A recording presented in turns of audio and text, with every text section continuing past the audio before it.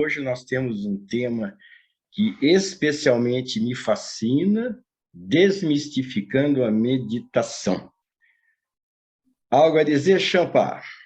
Boa noite, Lissargan, boa noite quem estiver já nos assistindo, né? A gente vai estar acompanhando aí nessa live, e realmente é um tema assim que é muito rico, né? Muito rico das possibilidades de abordagem, né? E considerando, Lissargan, que, assim, como nós não estamos falando aqui em nome de nenhuma entidade, nenhuma organização, nada ligado oficialmente, nem extraoficialmente ao Osho, a gente está compartilhando as compreensões nossas, Frutos que de não anos... necessariamente são as mesmas, né? Um tema como esse, né? Existem muitas compreensões, né? Então, antes da gente começar a gravar, né, aparecer ao vivo, eu estava conversando com o Champa, que nós estávamos conversando, e a gente estava falando justamente disso, né, da diversidade de entendimento sobre um único tema. Um tema essencial dentro do universo do Osho, mas a gente tem observado que as pessoas entendem coisas diferentes. A gente vai dar uma visão bem particular, né? E assim, eu acho que para mim eu posso dizer que eu comecei a entender meditação a partir do momento que eu comecei a ensinar. Eu comecei a ensinar meditação em 1994. Um assunto interessante para a gente começar a falar sobre esse tema é que, no começo, quando nós começamos, a gente ouvia falar de algumas coisas e não entendia o que significava. Por exemplo, eu me lembro que eu estava em Alto Paraíso de Goiás, aí um amigo falou, eu entrei em meditação, e eu fiquei, mas o que é isso? Entrar em meditação? Eu já era sannyasi do Osho, já praticava as técnicas ativas, mas eu não tinha muito entendimento do que é isso, entrar em meditação. Eu queria saber, quem está assistindo aí, se também tem essas dúvidas. Por exemplo, o Osho fala, muitas vezes naquela parte em que ele fala, ele induz uma meditação, go deep, vá fundo. O que é isso? Vá fundo, o que significa? Você tem mais algumas frases dessas, assim, que você ficou em algum tempo com ponto de interrogação, Champa? Eu tinha uma questão assim que me perseguiu muito tempo, quando o Osho falava de você observar a mente, observar os pensamentos. E aquilo, para mim, significava assim, bom, eu devo ter que entrar numa determinada dimensão aqui dentro de mim, que eu vou ficar lá atrás, no fundo, e quando for aparecer um pensamento, eu pego aquele pensamento e calo ele. E eu ficava, cara, como que esse negócio funciona? Então, isso para mim era um problema. Eu estava falando, vá fundo, né? Vá fundo era um problema. Outra coisa, vá para dentro. Meu, o que é isso, vá para dentro? Até estar presente, né? Estar no aqui e agora. Testemunhar. Então, um monte de termos, um monte de linguagem que, na verdade, não havia um entendimento, não havia uma tradução interna que refletisse uma verdade palpável. E é interessante como o processo, né, de ir entrando aos trancos e barrancos, começando a ensinar superficialmente, praticando, as coisas começaram a ficar claras. Hoje, o meu entendimento do Osho, quando eu leio o Osho, hoje, o entendimento é muito maior do que antes. Porque parece que eu sei o que ele está falando. Antes eu achava bonito. O encantamento era pela beleza, pela magia e talvez até pela distância da onde eu estava e de o que ele estava falando. Agora, hoje eu já consigo entender. No início de quando eu conheci Osho e comecei a conhecer meditação, foi um processo assim. Eu digo às vezes para algumas pessoas assim, eu fiz muita aeróbica. Exatamente, Champa. Muita aeróbica. Exatamente. Muita aeróbica. Exatamente. Entendeu? Chamando aquilo de meditação. Isso, exatamente. Eu fechava a porta, eu morava num apartamento, fechava a porta e fazia Kundalini todo dia. E aquela Aham. Kundalini, pá, pá, pá, pá, pá, pá, pá, pá, pá, chacoalhava, chacoalhava, dançava, dançava, dançava. E é, era uma aeróbica que eu fazia, entendeu? Eu Sim. não posso, hoje, com a compreensão que eu tenho hoje, quer dizer, a Kundalini que eu faço hoje, quando eu pratico uma técnica de Kundalini hoje, é totalmente diferente da que eu praticava há 40 anos atrás, há 35 anos atrás, É. entendeu? Então, qual que é o nosso entendimento hoje? Que o movimento que a gente faz, o chacoalho, seja a meditação ativa ou não, isso não é meditação. Eu tenho esse claro entendimento. Então, se eu estou fazendo a meditação dinâmica, estou fazendo aquela respiração forte, estou no terceiro estágio, pulando o Ru, isso não é meditação, você falou muito bem. Hoje eu vejo como um exercício que tem os seus poderes, tem os seus impactos, tem as suas consequências positivas, mas não é meditação, é um bônus, na verdade. Eu vejo como um bônus. A primeira vez que eu fiz a dinâmica, eu senti transformações em mim. Mas hoje eu vejo que a transformação não foi por causa da meditação, foi por causa da aeróbica. E aí a gente vai ter que entrar no campo do que é o nosso entendimento de meditação hoje. Eu tenho uma clareza sobre isso. Não sei se você quer começar. Qual que é a essência? Qual que é o barato principal? Por exemplo, que eu vejo assim, aeróbica, catarse, é uma série de coisas que são positivas, né? Eu acho que até, por exemplo, no caso da observação da respiração, né? Um determinado ponto, eu percebi que enquanto eu estava observando a respiração, eu estava observando o frescor do ar entrando e saindo do meu nariz, eu saquei que eu estava para fora, eu não estava para dentro. Eu estava observando uma coisa externa. E eu pude perceber que isso assim, é relaxante, me faz muito bem, eu tranquilizo a minha respiração, isso me faz bem. E isso me possibilita eu entrar num outro espaço de quietude dentro de mim, porque eu posso estar observando a respiração e a cabeça continua funcionando direto.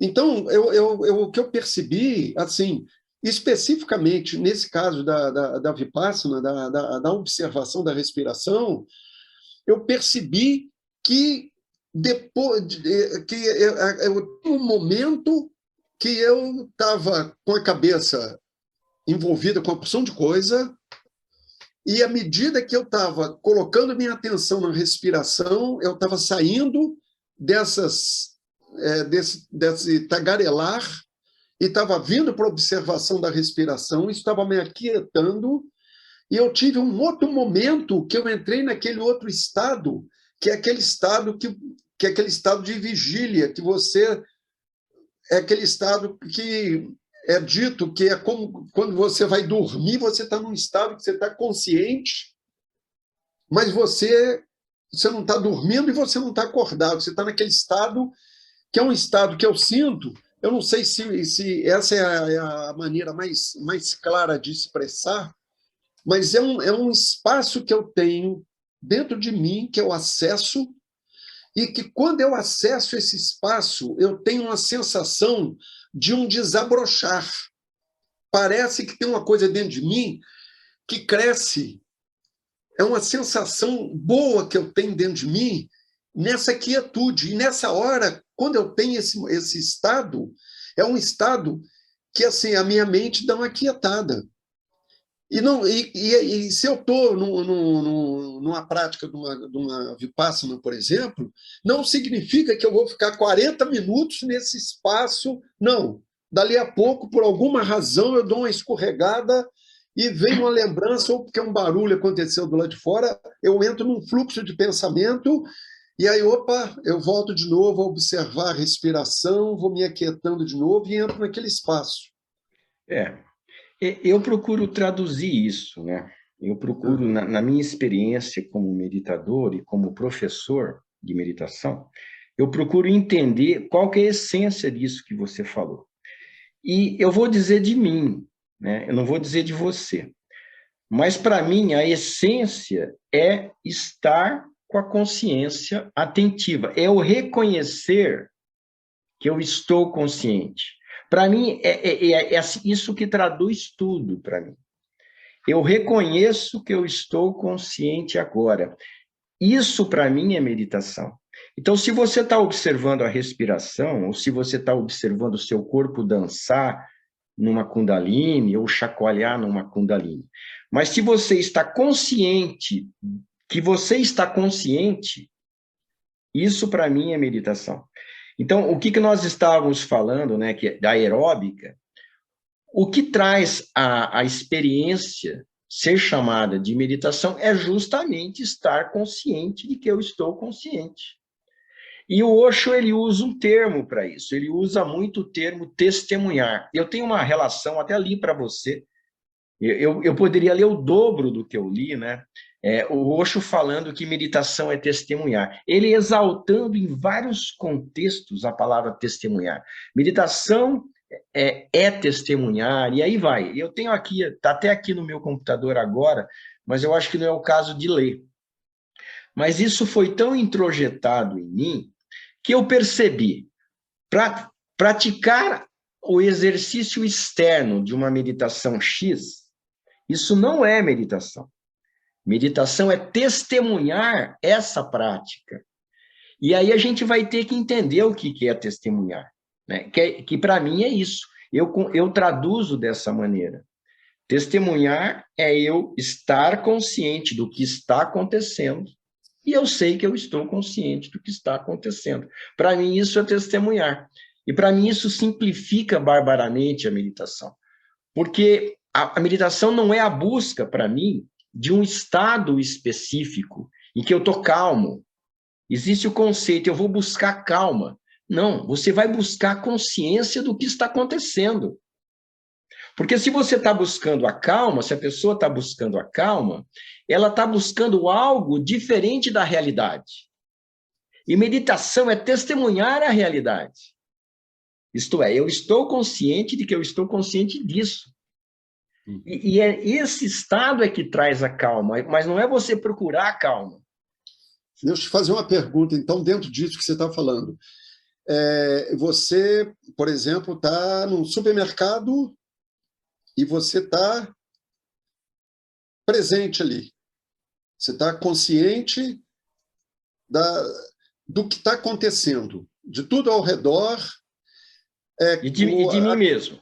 Isso. E o fluxo de pensamento nisso, como é que fica? O que acontece é o seguinte: quando nós estamos nesse modo percebendo, que eu chamo modo percebendo, quando nós estamos conscientes de que existe uma consciência, de que existe uma observação, existe uma perceptividade do momento presente, e eu não preciso nem trazer o supermercado como exemplo.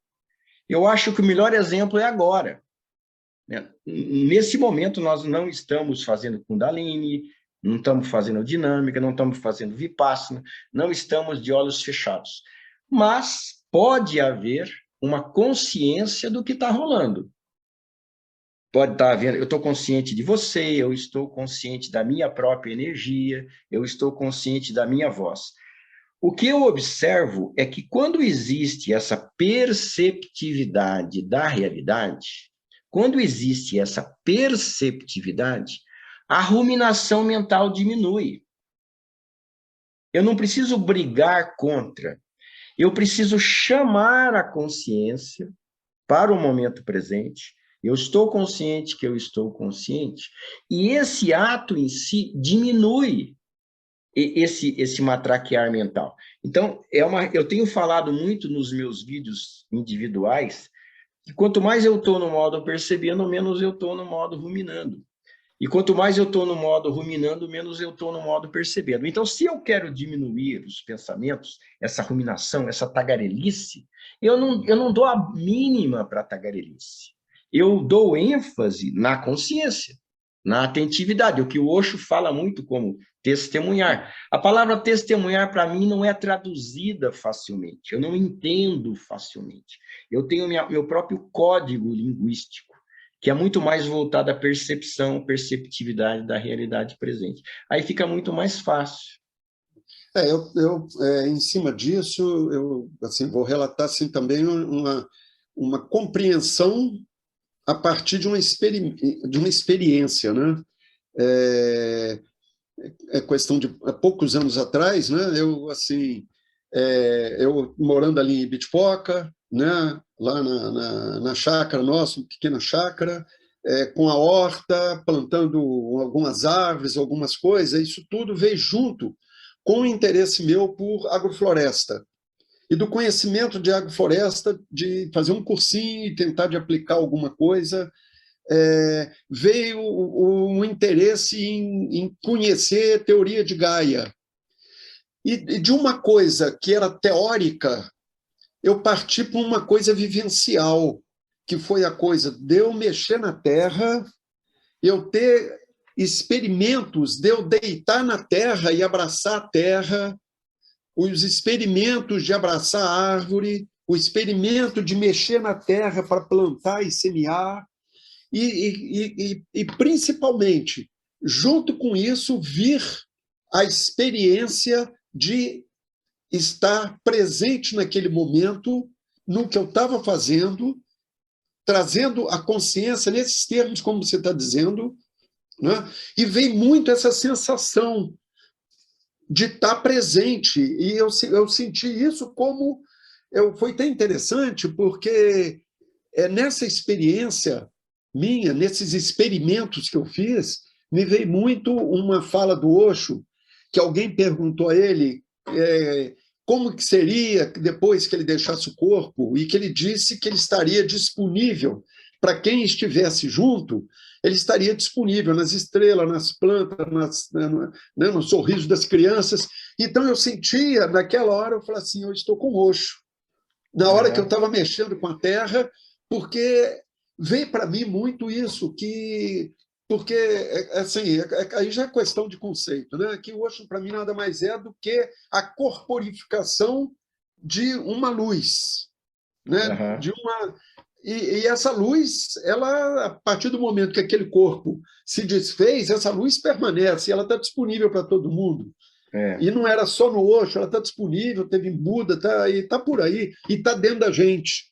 E na hora que eu faço esse contato, eu estou abrindo o meu coração, abrindo a minha percepção, e eu estou nessa sintonia com o planeta, com a natureza, né? Eu senti isso muito como um processo meditativo.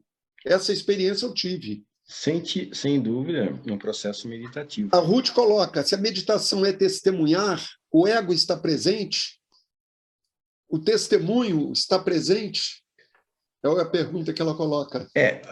Assim, a visão que eu vejo é que o ego, ele existe ele existe quanto menos observado ele é. Então, quanto menos a gente se dá conta do próprio ego, é muito fácil eu observar o ego daquela pessoa, daquela outra. Mas observar o próprio ego, existe um mecanismo mental de defesa. Então, o ego, ele está aí. Quanto mais eu consigo observar o ego, mais ele tende a se dissolver.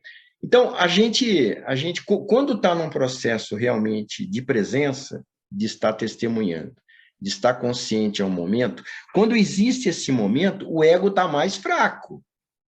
Mas ele está lá ainda, né? Ele está esperando uma oportunidade para entrar. Ele está fazendo o seu barulho. Só que ele não está agora com o seu auge de força. Então, o que eu sinto é que quanto mais a gente se enraiza nessa consciência atentiva ao momento, mais o ego vai diminuindo.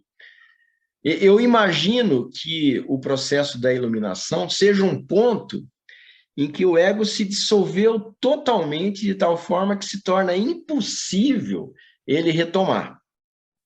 Agora, o que a gente estava até conversando sobre isso, né, Champagne? existe uma certa...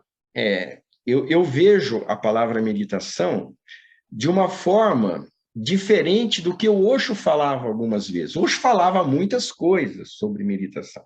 E algumas dessas maneiras que ele fala, eu não me identifico. E eu me identifico com outras maneiras. Então, eu acho importante dizer o que eu não me identifico. Por exemplo, quando às vezes o Osho fala da palavra meditação como se fosse a própria iluminação, a própria ausência de ego, a própria presença absoluta e eterna. Se eu for pensar assim, eu vou me sentir frustrado. Não encaixa para mim essa definição do Osho. Eu prefiro quando ele fala, e eu aceito isso em mim como experiência, como um processo. É o processo de alimentar essa consciência desperta. Agora, se eu for encarar a meditação como o fim da jornada, né, a ausência total de ego, aí eu vou me frustrar. Então, eu vejo sim como um processo. Hoje, para mim, é mais fácil. Eu, por exemplo, eu estou aqui em Juiz de Fora, eu gosto de vez em quando, dar um passeio lá no Jardim Botânico, que é um lugar que é administrado pela universidade e parece que a universidade faz pouca divulgação, então é uma coisa boa, porque você chega lá, é um espaço grande para caramba, e no meio daquela mata, daquelas árvores, você encontra 3 pessoas, 4 pessoas, entendeu? Logicamente, não no final de semana. No final de semana deve ir mais gente, mas eu vou dia de semana. E ali eu tenho a possibilidade de caminhar no meio no meio daquelas árvores, naquele clima assim bem de mata virgem quase, e poder eu sentir uma quietude interna no que se refere à tagarelice. Agora, isso eu consigo hoje, e eu consigo até andando lá no meio do comércio, tudo, poder ter quietudes internas, porque lá atrás eu comecei, há 40 anos atrás, a praticar meditação, técnicas de meditação.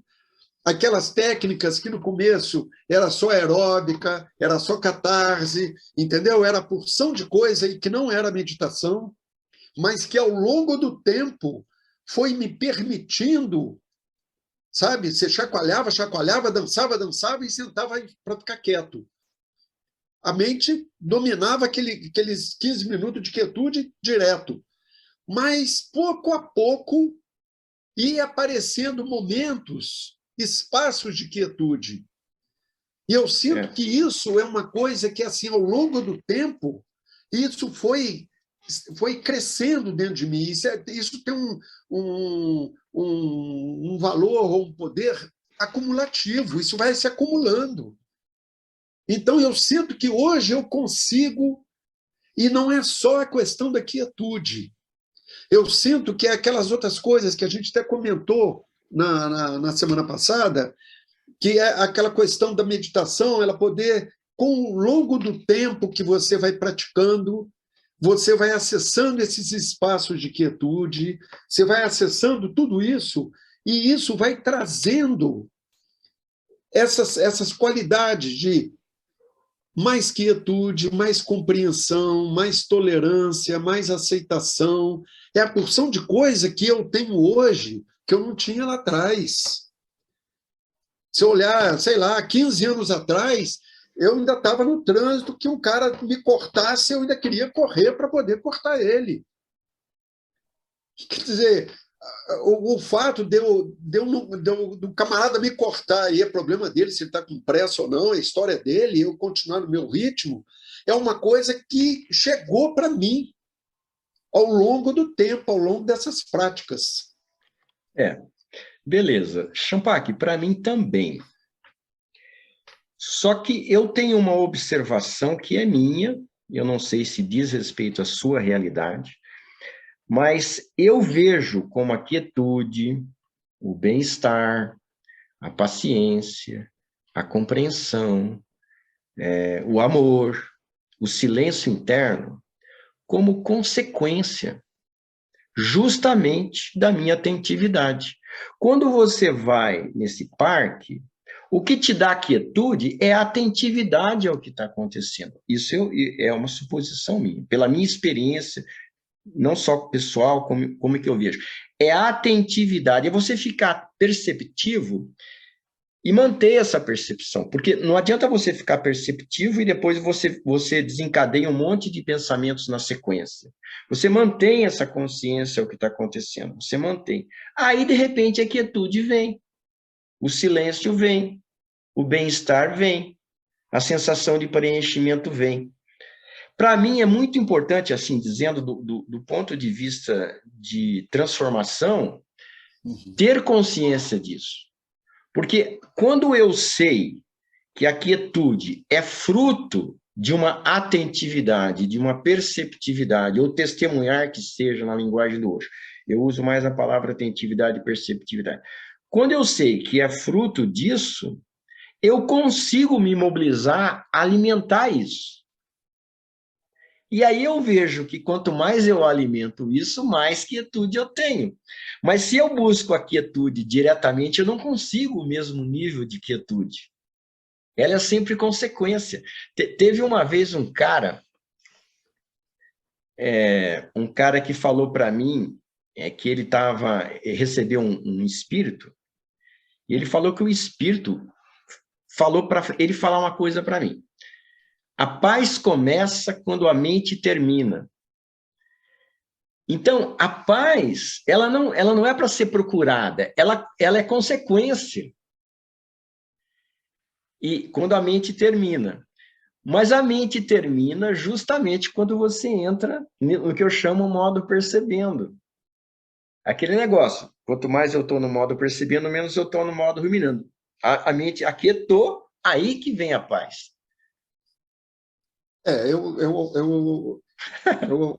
Eu diria o seguinte, assim, há 30 anos atrás, vou colocar 30 anos atrás, eu já estava dando as minhas caminhadas, mas eu acho que há 30 anos atrás, essa minha consciência perceptiva, ela não se manifestaria como se manifesta hoje. Então, da onde eu acho que a prática de técnica de meditação, ela ajuda a você caminhar, a você chegar no ponto dessa consciência se tornar mais fácil de ser acessada. Mas eu acho que é falta de explicação e é falta de entendimento.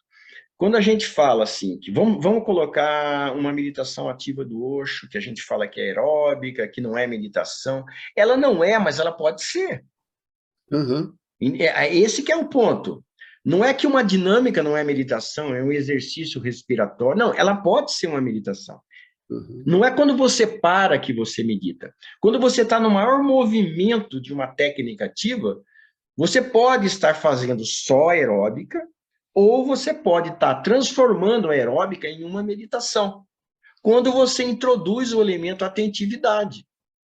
O que eu vejo é o pessoal ensinando muito a aeróbica como meditação, mas não fala que o ponto é a atentividade. Para mim ficava tão claro, a meditação é... Eu já ouvi mais de 200 vezes hoje falando, meditação é testemunhar, meditação é testemunhar, meditação... Bom, então, se eu estou testemunhando uma aeróbica, aquilo é uma meditação. Então, é trazer essa consciência atentiva, perceptiva, em qualquer processo, inclusive, principalmente nas técnicas ativas do Osho.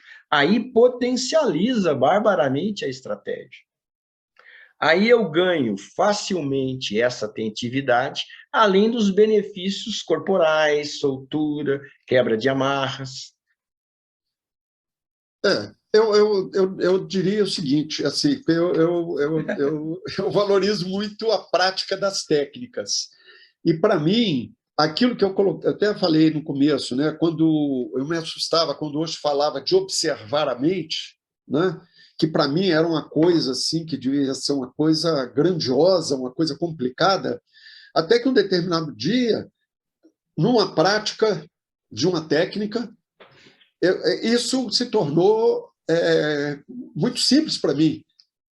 E foi assim, eu lembro que foi fazendo uma Kundalini, que eu estava lá chacoalhando o corpo, e na hora de chacoalhar o corpo, e estava vindo conta que eu tinha que pagar, tinha não sei o quê, e eu comecei a observar. Aí, quando eu coloquei atenção nesse pensamento que estava vindo, eu percebi que ele não veio, ele parou. E nisso eu fiquei atento a mim. Eu fiquei atento ao que eu estava fazendo. Ao momento. Eu fiquei atento ao chacoalhar do meu corpo, a música, assim, a minha sintonia com a música, como que meu corpo estava ligado com a música, como que ele estava mexendo. Isso foi possível porque eu fui observar a mente. Então, aí eu percebi que o observar a mente não era aquele negócio estratosférico, não, é uma coisa simples. É simples. Champak, eu estou percebendo algo. Você está fazendo uma Kundalini. Né? Eu vou traduzir isso que você falar, vou tentar simplificar mais ainda. Você está fazendo uma Kundalini e você está sentindo o seu corpo, você está percebendo o seu corpo. Beleza, então você está meditando, porque você está percebendo. Aí, de repente, você começa a pensar, aí teu chacoalho se torna automático. O teu corpo está chacoalhando, mas a tua cabeça está em outro lugar. Uhum. Então, você está pensando. Nesse momento, você não está meditando. Nesse momento, você está ausente. Você estava meditando. Aí, você entrou em parafuso mental. Você pode ficar isso por 2 minutos, 3 minutos, só pensando. Então, o chacoalho só está acontecendo no corpo. Você não está percebendo nada. Aí entra o barato de eu pegar em flagrante a ausência. Esse observar a mente, para mim, é só isso. Eu me dou conta de que eu estou ausente.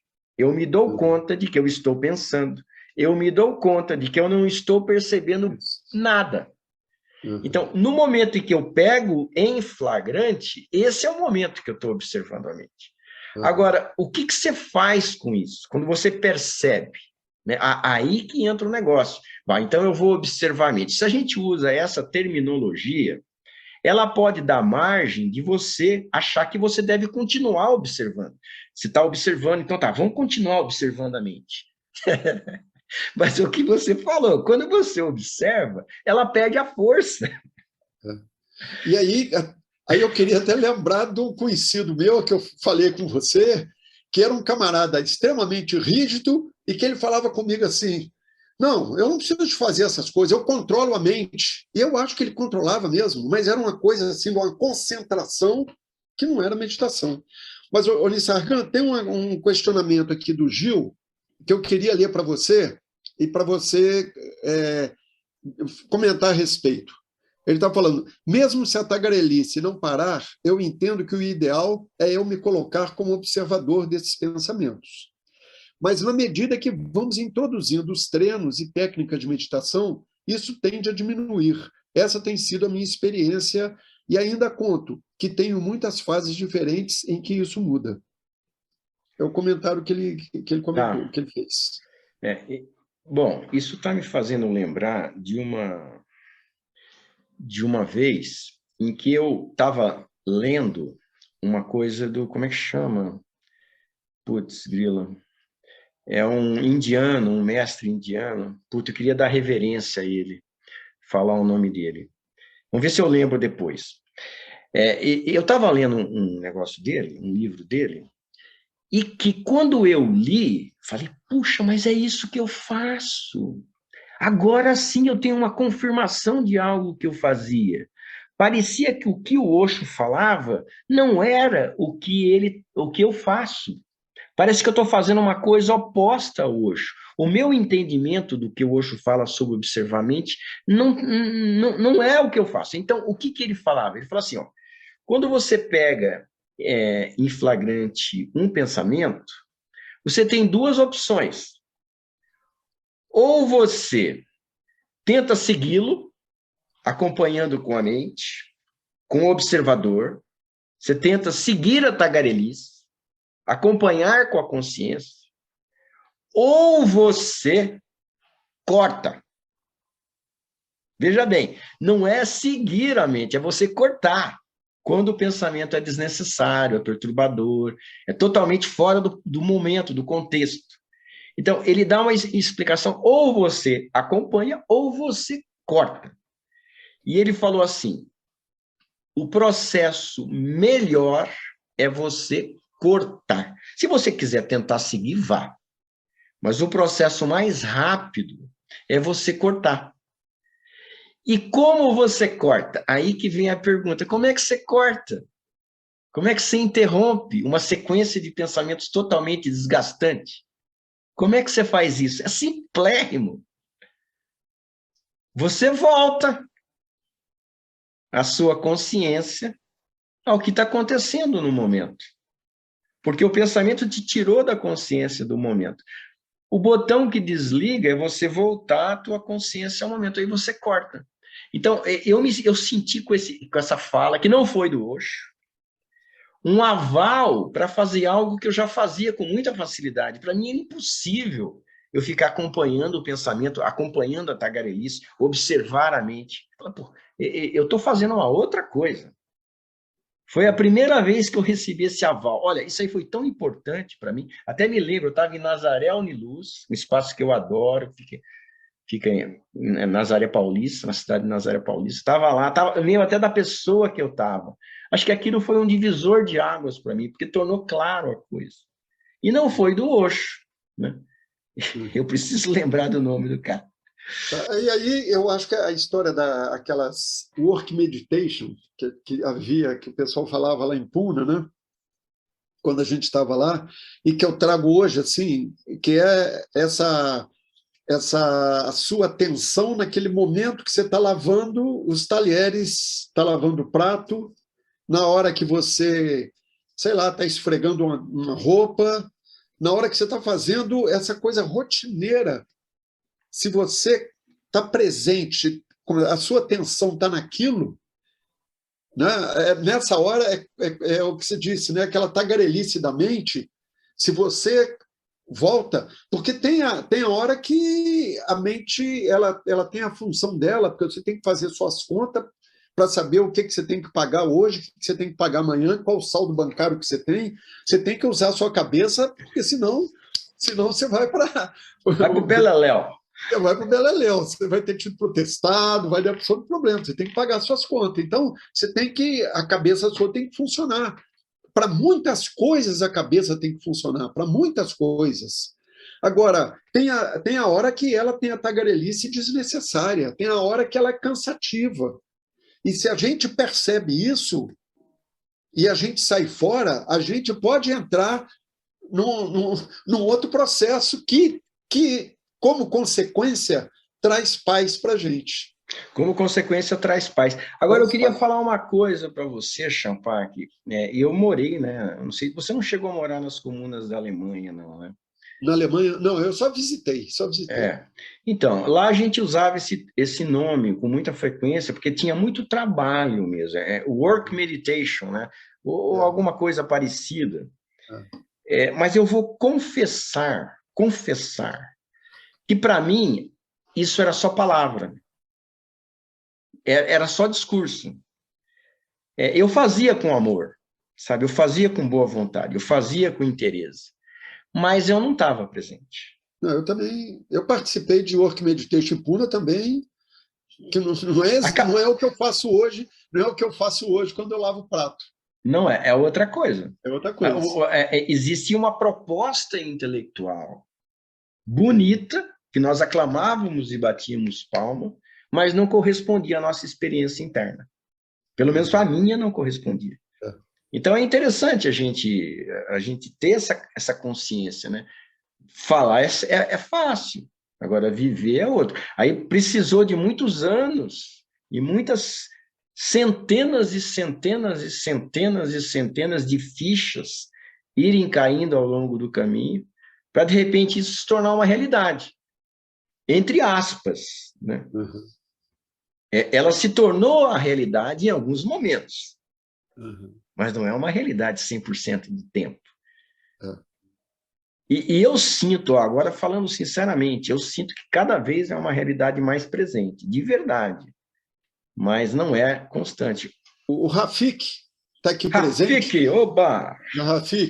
O Rafik está perguntando ao Nisargam se o que você disse não é da Sara Mario. Não é.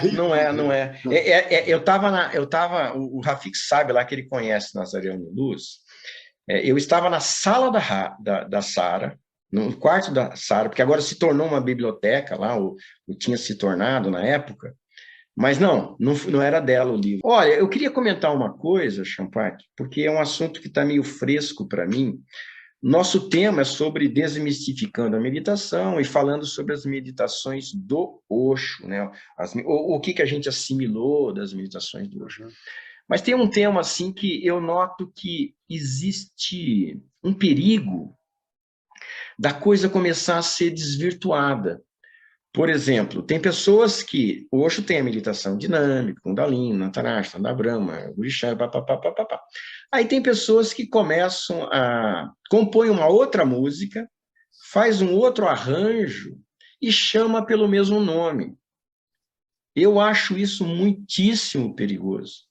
Porque a meditação do Osho, aquela, né? Ela tem que ser aquele tempo, aqueles estágios, aquela música. Se você inventa, muda o nome. Porque imagina daqui a 200 anos, o que vai ser? Vão estar chamando meditação do Osho qualquer outra coisa que não foi. Outra coisa, assim, que está bem fresco dentro de mim, o pessoal fala, vamos fazer, por exemplo, a meditação Heart Chakra, Chakra Breathing, Chakra Sound, No Dimension, meditações do Osho. A realidade é que não é do Osho. Então, veja bem, eu posso estar falando grego para algumas pessoas, mas No Dimension, Chakra Breathing, Chakra Sound e Heart Chakra não são meditações criadas pelo Osho, que muita gente fala que foi, mas não é. Então, eu estou falando, daqui a 200 anos, se a gente for permitindo essas coisinhas diferentes, daqui a pouco vai ser uma outra história. E aí acho que a gente vai ter que explicar. No Dimension, Chakra Breathing, Chakra Sounds, elas foram meditações criadas por pessoas ligadas ao Osho, sannyasis. O Osho estava no corpo, e alguém chegou e falou assim, mostra essas meditações para o Osho, vê o que ele acha. O Osho observou, viu qual que era o processo, falou, beleza, se vocês quiserem, pode colocar como meditação do mundo do Osho, mas não do Osho. Então, é uma diferença grande. Parece que é pouca, mas meditação do mundo do Osho, meditação do Osho, é uma coisa completamente diferente. E o Heart Chakra, ele foi criado, se não me engano, foi o Karo Nash que criou, até morei na mesma comuna que o Karo Nash, na Alemanha, em Hamburg. Ele foi criado pelo Karo Nash depois que o Osho deixou o corpo. Então, nem passou pelo aval do Osho. E todo mundo fala que é meditação do Osho. E não é. E tem características diferentes para quem conhece. Então, eu acho que é uma observação, assim, entre parênteses, né, que faz parte do tema. Não sei se você quer acrescentar alguma coisa sobre isso. Não, é um esclarecimento, né? Eu acho que é um esclarecimento, é um dado que fica, é um registro, né? Que eu acho que é interessante, né? Registrar. Com isso que você disse, né? O que foi apresentado ao Osho, o que ele falou, ok, legal, que se considera como do mundo do Osho, né? E não foi criada por ele. E se você for olhar, assim, a força de uma dinâmica, de uma Nada Brahma, de uma Kundalini, que foram meditações criadas por ele, né? Guri Shankar, né? Então, realmente tem uma diferença. Uma outra questão, Nisargam, que eu acho interessante, é que, aliás, antes eu ia colocar até aqui a Kala Kelly, ela colocou: o corpo pode ser um portal poderoso para cortar a tagarelice mental. Não é à toa que Osho trabalhou tanto com o corpo. É um portal, não a meditação em si. É um comentário que Mas o comentário que eu coloco, ele pode ser uma meditação. Se eu fico atento ao corpo. A questão toda, eu estou testemunhando? o momento, o corpo, eu estou consciente, eu estou perceptivo, eu estou percebendo que eu estou percebendo o corpo, aí virou. Né? E por que o corpo é tão bom, é tão mais fácil? Porque é mais fácil você perceber o corpo. Quando você está em movimento, tudo gira em torno do perceber, na verdade. Porque se você está sentado, você não tem nada chamando muita atenção sua. Não tem sensações exaltadas. Se você está chacoalhando o corpo, você está exaltando sensações. Fica muito mais fácil você ser perceptivo a algo que eu exaltei em termos de sensações. O humming, por exemplo, você respira fundo, faz aquela vibração. Pô, você está provocando uma sensação exaltada, acima da média. Então, para quem não tem treino, é mais fácil você ficar consciente de uma coisa exaltada. Aí você vai treinando essa observação de coisas exaltadas, sensações fortes, e cada vez vai ficando mais fácil você ficar consciente de coisas não exaltadas. Aí você curte muito ficar de olho fechado, porque tem tantas sensações exaltadas que normalmente a gente não percebia, né? As próprias tensões corporais são coisas exaltadas. Nisargan, tem mais duas perguntas aqui. Uma é dirigida a você direto, que é do Amarana. Ele está colocando o que você mais nota em si mesmo, Nisargan, quando você sai do momento presente. O que muda na sua realidade?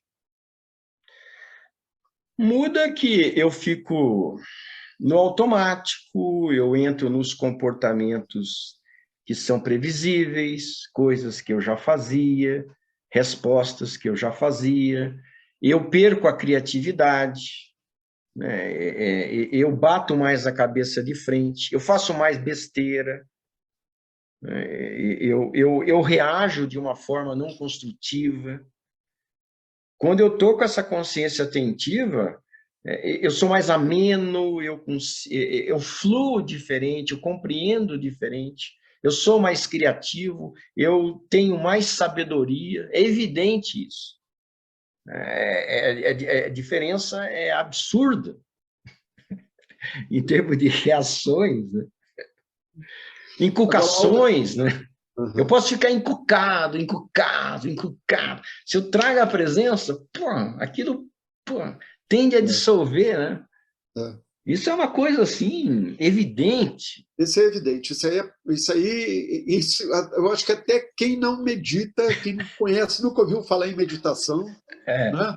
Na hora que ele está presente naquilo que ele está fazendo, ele cria muito mais, ele é muito, né? E assim, meditação é um treino para isso. Então, não é só você esporadicamente você está, aleatoriamente você está, sem querer você está. Meditação é uma mobilização intencional de você viver esse estado. Eu só queria, antes de você entrar, parece que outra coisa para falar. Tem mais duas perguntas. Mas assim, deixa eu só completar para não ficar uma coisa assim, mal entendida. Quando a gente falou, né, que as meditações do Osho, elas são bem claras, bem específicas, e que a pessoa não deveria criar algo em cima chamando como a meditação do Osho, não quer dizer que a pessoa não pode criar uma coisa diferente. Claro que pode, né? Senão a gente vai colocar o ponto final na história. É como todas as tradições fizeram. O ponto final foi dado. Tudo que vinha para frente não serve. Você cria, inventa, tudo bem, mas não chama como meditação do Osho. É só isso, um respeito e uma reverência, para não misturar as coisas. É uma observação apenas. Mas vai lá. Tem uma outra questão da Carla Kelly. Ela colocou assim, fazendo papel de advogada do diabo. O que vocês pensam a respeito do estado alterado de consciência dos atletas? Pode ser considerado meditação? É interessante isso, né? E assim, correr, eu lembro de uma época que eu corria, né? Quando eu tinha pelo menos 30, 40 anos a menos que hoje. Então tinha aquele momento que você corria, parece que você saía até do chão, você entrava assim num estado assim de... O pessoal fala, não sei se é endorfina, o que é que acontece, que você tem uma... E naquele momento você... É um estado meio... não vou dizer êxtase, que talvez seja muito forte, mas assim, pelo menos uma alegria muito grande bate dentro, né? E para mim, naquele momento ali, você está num estado de meditação. Como eu acredito que o camarada, um surfista, que tem que estar super atento com a história da onda, ele tem que estar presente ali, porque senão ele dança, ele cai, né? Eu acho que é momento meditativo. Embora a gente possa conversar a respeito da questão de denominação, se é especificamente, se é ou não é. Me parece que a pessoa pode entrar no estado de atentividade ao momento presente sem querer, isto é, ela não faz isso intencionalmente, a situação leva a isso. E aí ela percebe que quando ela fica assim, ela tem um desempenho muito melhor, né? Isso foi estudado, muito estudado. Estado de fluxo. Estado de fluxo é quando o cara ele está totalmente no presente, numa atividade delicada, normalmente, né? Pode ser esportes, mas pode ser uma cirurgia, pode ser um músico, pode ser um compositor, que de repente ele tem um desempenho muitíssimo acima da média. E a realidade, na descrição, é um psicólogo que ele não sei se é búlgaro, eu não vou conseguir falar o nome dele, é um nome complicadíssimo. Mas a característica principal é que o cara está no momento. Só existe este momento. Ele está consciente deste momento. Ele não se preocupa com o próximo momento. E aí o próximo momento acontece por si só. E o desempenho é magistral. Tem um filme que a gente passa sempre aqui no Retiro de Meditação do Espaço Presença, chamado Poder Além da Vida. Quem não, acho que tem no YouTube. O Poder Além da Vida, que dá um exemplo de um atleta, um cara que está querendo competir nas Olimpíadas e que tem exemplos muito bonitos esse filme, Poder Além da Vida, de entrar em estado de fluxo. Inclusive, meu Nissargão, o Osho fala de você estar num estado de meditação, você acessar esse estado de meditação, às vezes diante do sorriso de uma criança, diante de uma flor, diante de um pôr do sol, que são momentos estáticos, né? São momentos que dá aquela parada que você, né? Como ele coloca até você está presente naquele momento, né? Até você está atentivo naquele momento. Na relação sexual, né? Também. Tudo isso são exemplos, né? Mas aí que tá, a gente tem que entender que isso pode acontecer meio que sem querer. Então, por exemplo, eu já vi um músico, né, eu não vou nem comentar porque algumas pessoas podem saber de quem que eu estou falando, eu conheci pessoalmente ele, e ele, quando ele tocava alguma coisa, quando ele cantava, ou quando ele dava o show, ele entrava no estado de fluxo, ele entrava numa presença, e que o próximo momento era harmônico com o momento seguinte. Mas ele não sabia como, e quando ele acabava o show, acabava a apresentação, ele voltava na turbulência mental enorme. Então, não serviu para nada. Não adianta nada o sujeito ter uma meditação XYZ formal, entrar num estado profundíssimo, acabou a meditação, ele não sabe transportar isso. Ele não sabe trazer para o dia a dia. Esse é o nome que eu uso, transferibilidade. Essa é a arte de você saber aproveitar uma experiência que criou uma referência para que você use esse mesmo estado em situações normais. Aí sim, você vai se beneficiar da meditação. Sargan, o Ezequiel ele faz uma pergunta que a saúde do corpo interfere na meditação? Certos tipos de doença, como ansiedade, pode atrapalhar a meditação? Eu diria, fizeram até uma compilação de falas do Osho e que deram o nome de como que era? A meditação como medicação, era uma coisa desse tipo. Fizeram um jogo entre as duas palavras de medicação e de meditação, né? E eu sinto assim, a própria ansiedade, não é que a ansiedade vai te atrapalhar na meditação. Eu vejo o contrário. Se você tem a prática regular de meditação, porque é aquela questão de você, porque implica uma disciplina, não tem jeito. Não é você. Eu acho que assim, depois de um certo tempo, a meditação acontece contigo de uma maneira harmoniosa, sem ter esse caráter de disciplina, que é uma coisa forte, né? Mas quando você está chegando numa história dessa, se eu colocar eu há 40 anos atrás, aquilo para mim tinha que ser disciplina. Era o dia tal, tem que fazer, tem que sentar, tem que chacoalhar, tem que fazer isso, fazer aquilo.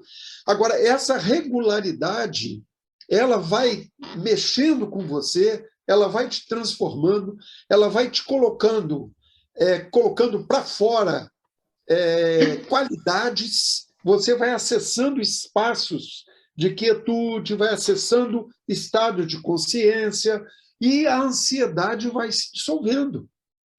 Uhum. Eu acho que a ansiedade ela inverte o papel. Eu acho que a prática da meditação ela funciona como um antídoto a respeito de ansiedade e de outras Uhum. coisas mais, de nervosismo, de explosão, de raiva, de raiva não, que a raiva a gente poderia abordar de outra maneira, mas talvez o rancor, né? A, é uma série de coisas, de estados que você pode entrar que são ruins, como ressentimento, né? Como inveja, uma série de coisas que pode tomar conta de você, que uma prática regular de meditação ela funciona para fazer uma limpeza dessas coisas, né? Uhum. Uma coisa assim que está me ocorrendo, né, que a gente tem falado que o importante, né, é importante nós estarmos presentes no dia a dia, mas isso não dispensa uma prática de técnica de meditação formal. Uhum. Porque se já é difícil estar presente de fato, na real, com treino, imagina sem treino. Uhum. Meditação, a técnica de meditação é um treino para que a gente tenha mais facilidade de trazer essa consciência atentiva para as situações do dia a dia. Mas, assim, essa questão é bastante ampla. E eu não sei se eu entendi, mas se alguma coisa de alguma doença pode atrapalhar a meditação. Eu tenho experiências de que algum tipo de sintomatologia de doença pode ajudar. Então, por exemplo, depende de como você encara.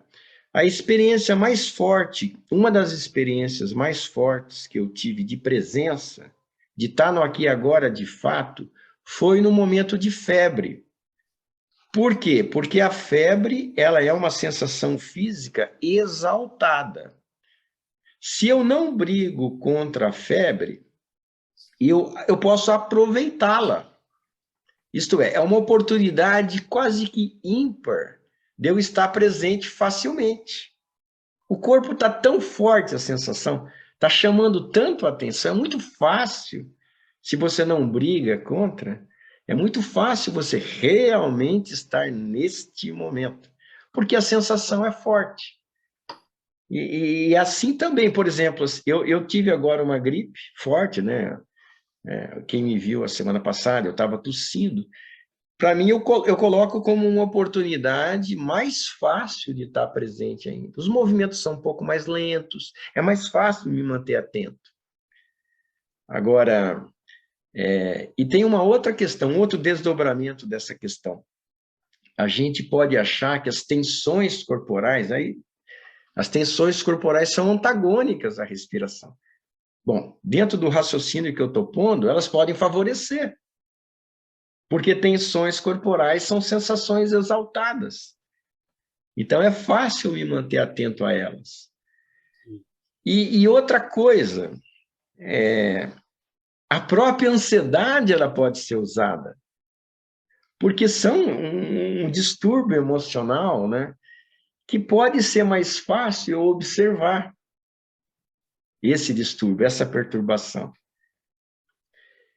E então, tudo é passível de ser observado. Algumas coisas podem ser mais fáceis. Então, o convite é que a gente aproveite o que está acontecendo e passe a observar. Quem sabe a gente não descobre que é fácil descobrir, é fácil estar presente quando se está ansioso, é fácil estar presente quando se está irritado, é fácil estar presente quando você está com ciúmes. É claro que essas sensações vão desencadear pensamentos. Aí você tem que pegar em flagrante os pensamentos e voltar. O exercício é esse, pegar em flagrante e volta, pegar em flagrante e volta. Vou colocar só mais uma aqui do Ezequiel, que ele está perguntando a respeito do lugar e as condições se favorecem meditação. Eu só queria dizer assim, eu durante um tempo lá atrás, para mim era tremendamente complicador, me atrapalhava demais eu fazer uma meditação num lugar onde tivesse um barulho por perto. E com o tempo, essas coisas, quer dizer, é o resultado de uma prática também, de você chegar no ponto em que tudo que está ao redor faz parte Está valendo daquele momento. O cachorro que late, o passarinho que cantou, o martelo do cara que está fazendo uma obra na casa vizinha, tudo. Se você entra no espaço, nesse espaço meditativo, esse espaço de atentividade. De atentividade mesmo, de você estar presente aqui agora, ligado em tudo, ligado no seu corpo, nas suas percepções, em tudo que está acontecendo, você está ligado em tudo, tudo isso faz parte. Eu lembro que no começo as pessoas falavam assim, tem um barulho, traga ele para a respiração. E eu falava, cara, que isso? Esse pessoal é maluco. Como que eu vou trazer fica no barulho. A latida do cachorro para a minha respiração? Não tem jeito. Quer dizer, hoje eu entendo que tudo faz parte. Então, o ambiente, seja qual for o ambiente, a meditação acontece. A gente vai percebendo, e aqui é umas experiências que eu fiz aqui nos retiros, depois de dar toda uma explicação, eu colocava as pessoas para meditar e colocava um cara perturbando o fulano. Então, tinham duplas, né? E que tinha sempre um da dupla que era o cara que perturbava o outro. Ficava cutucando, fazendo barulho. Mas antes eu tinha explicado do que se trata. Qual que foi a resposta que davam na sua quase totalidade? É mais fácil estar presente quando tem esse cara ajudando. O cara está ajudando a eu estar presente. Ele está fazendo com que eu pense menos. É muito fácil ficar atento a essa perturbação que o cara está dando. Então, é uma outra conceituação. Então, veja, não é a busca da paz, é a busca da presença, da consciência. É uma outra coisa. Aí sim que a paz vem. Na quinta-feira que vem nós estamos aí. Tá, um abraço. Um abraço a todo mundo.